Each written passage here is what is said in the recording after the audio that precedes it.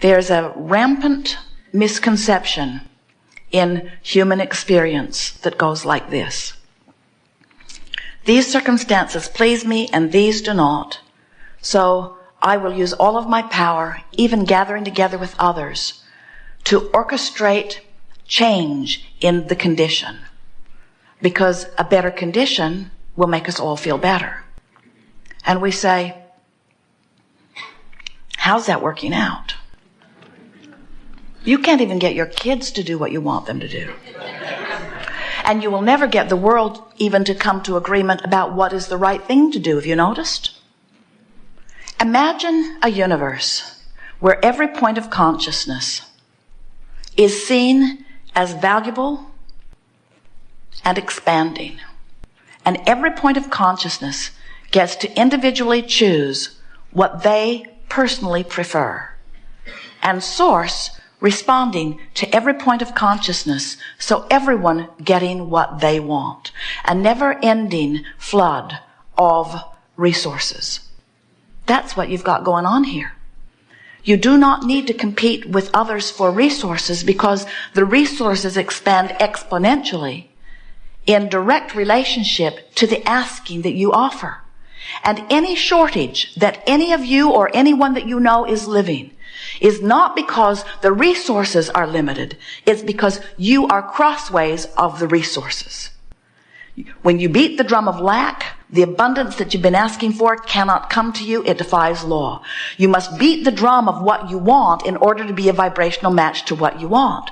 And only when you are a vibrational match to what you want will what you want come to you. It's really a lovely thing.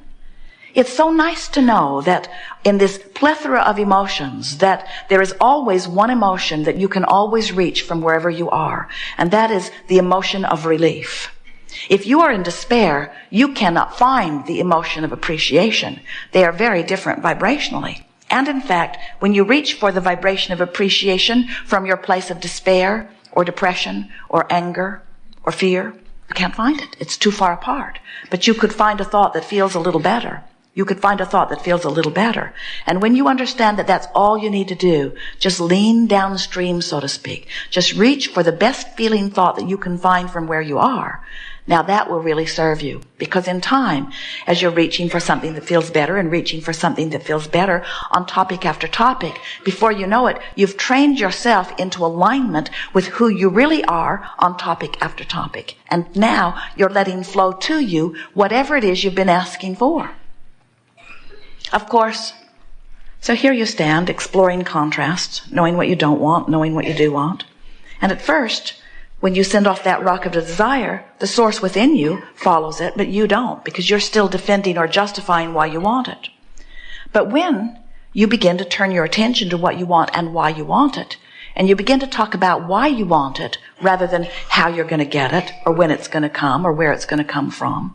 As you begin to talk about what you want and why you want it, you turn in the direction of it and you begin closing that gap. As you close the gap, circumstances, events begin to line up for you and you begin to notice that all around you, things are lighting up. There's this never-ending unfolding that is taking you right to where you want to be. We think it is such a lovely thing when you catch on that your emotions tell you everything, and that the better you feel, the more you are moving toward what you want, and the worse you feel, the more you are not. We also think it's a wonderful thing that you have manifestations that show you exactly where your vibration is. Do you understand that whatever it is you are living is a perfect vibrational match to what you've been thinking and feeling? Isn't that nice to know? Nothing that you're living just came out of the blue. Sometimes it comes out of the oblivious, but it never comes out of the blue. You're offering a vibration about it, or it could not happen. Let's say that there's a condition in your body and it's not pleasing, maybe even frightening to you. And we say, oh, all it is a manifestational indicator of vibration. If you don't like the manifestation, just change the vibration and the manifestation must shift. Very simple. We don't see you at your gas station, slumped there in the driver's seat, looking at the empty indicator, in total despair. You roll your window down and wait for the nice man to come. And you explain to him that you had hoped for so much more. Look at my indicator. I guess I'm pretty much finished. You don't do that. You just fill it up. You change the indicator. And we want you to understand that you can change the indicator, which means you can change any manifestation. It doesn't matter if you have 12 what they call deadly diseases. It's only an indicator of vibration, and vibration is only what you've been thinking. Change the thought, change the vibration. The indicator must change. It is law. But if you are like so many people who offer your vibration because of what you're looking at, do you see the problem you would have at the gas station? You're looking at the empty indicator, which means you're done. And we want you to understand that the indicators change so rapidly. But more than 99% of every creation is completed vibrationally before you see the evidence. So you can change the thought, which changes the indicator, which is the emotional response. But it's a little while before the manifestation catches up with the emotional indicator. What we want you to accomplish as a result of our conversation here today, we want you to decide that you are going to be someone who just for a while, give it 30 days and watch your life transform. Let your emotional indicators be the indicators that matter. So you go to the doctor, he says, you're dying, and you say, aren't we all? He says, no, I mean you're on the fast track. You say, I like the sound of that in most regards. He says, no, I'm here to tell you that there isn't anything more that can be done for you because the indicators in your body show me that you are on your way out of this body. Now, if you've just heard what we just said, you would say back to him, I can see why you might say that as you look at this indicator. But I know something that you do not know. I have changed the vibrational basis that is the reason for this indicator, so that indicator has to shift. And he would say, no, I don't think so. I just gave you a test. And you would say, oh, I know. But 99% of my vibration shifts before the manifestation shifts. So I'm not using your indicators, I'm using my indicators. And my feeling of hope is the indicator that tells me I've shifted. My indicator of positive expectation is the indicator that shows me that I've shifted. And I've come to know that when my vibration shifts, my indicator shifts. So keep watching, Doc, because you're going to see something different here once I get 99% of it completed vibrationally. Now, if he's wise, he'll say, I've seen things like this before. There have been a handful of scantily documented cases where someone disagreed with my ruling and surprised me. And we say, you can only do that when you let your own vibrational gap be what you're giving your attention to. If you're listening to the peanut gallery out there, everybody's got a different opinion of where you are in relationship with where they think you should be. And we want you to understand that the only relationship that matters is where you are in relationship with who life has caused you to become. And we would like to say to you that the sicker you are in your physical body, the weller you are vibrationally. And the weller you are vibrationally, the stronger the call of source is. But you got to turn in the direction of it. And fear is turned upstream. We see you. You take your raft down to the river, you put it in, and invariably, you human buggers, you turn it upstream and begin paddling very hard. And we say, why not go with the flow? And you say, oh, that's far too easy. That just seems lazy. Anybody could do that. We've been trained to try hard.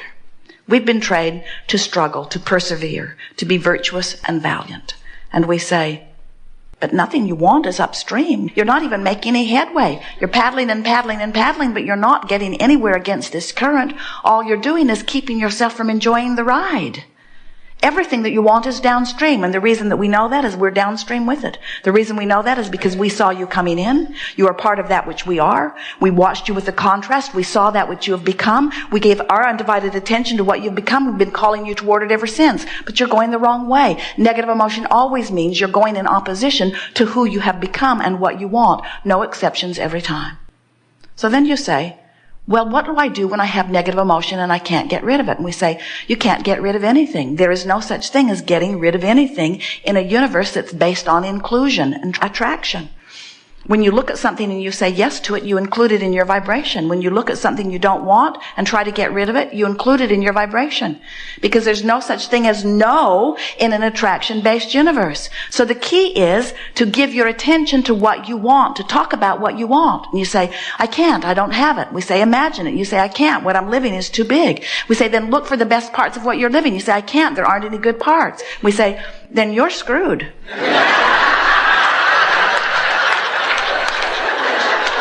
If you have no ability to reason, if you have no ability to decipher, if you have no willingness to try to feel a little better, then you are on empty, and hang on, it'll be over soon. People say, I've jumped out of an airplane, I'm at 40,000 feet, I have no parachute. What should I do? We say, hang on, it'll be over soon. But you're far from that. In other words, you have all of these resources. You have source energy calling you. You have source energy who has become all that you want. There is a veritable fortune amassed for you, and clarity and bodily conditions that will please you in relationships. All of the things that your life has helped you carve out are here for you, calling you toward them, and so close to you. If you knew how close you are to the success that you want, and if you would let the success that you seek be emotional success of joy, if you would say, nothing is more important than the way I feel, and today, no matter where I'm going, no matter what I'm doing, it is my dominant intent to look for that which I'm wanting to see. Oh, I can't help but decipher, but once I come to a conclusion, I'm going to give it my undivided attention. Do you go to the buffet and say to the nice people behind the counter, I don't like that, and I don't like that, and I don't like that, and I don't like that, and I don't like that, and I don't like that. I really don't like that. That sort of makes me sick even to look at it. I don't like that, and I don't like that, and I don't like that. And in time, they would say, this might go faster if you would just tell us what you do want us to put on your plate. We think that your ability to decipher contrast has sort of gone awry in the sense that you become so problem-oriented. That's what's going on with this global warming thing. Do you know, if you were to accurately depict the bad things that are going on your planet in relationship with the good things, and CNN or some other news channel were to make a commitment that they would give you a proportionate accounting of what's going on, the news would go zip across your screen once a year. Zip. And you say, what's that? Oh, that was this year's bad news. But instead, they scour the planet after sending their own insiders of trouble. And they focus upon pockets of things not going well. They exaggerate them, put music behind them, and put them on an incessant loop, and feed them into your living rooms. And you come away with it with a distorted, disproportionate view of this magnificent planet of well-being upon which you are living.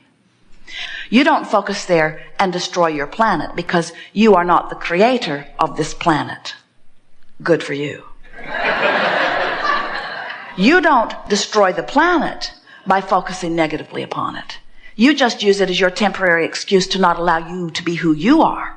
In other words, you just use it as one more reason to not allow the resources that are flowing to you to flow to you.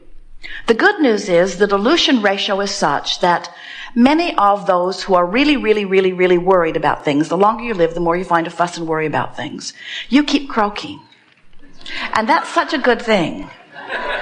Because when you do, you re-emerge back into pure positive energy, and new energies come forth frisky and knowing well-being predominantly.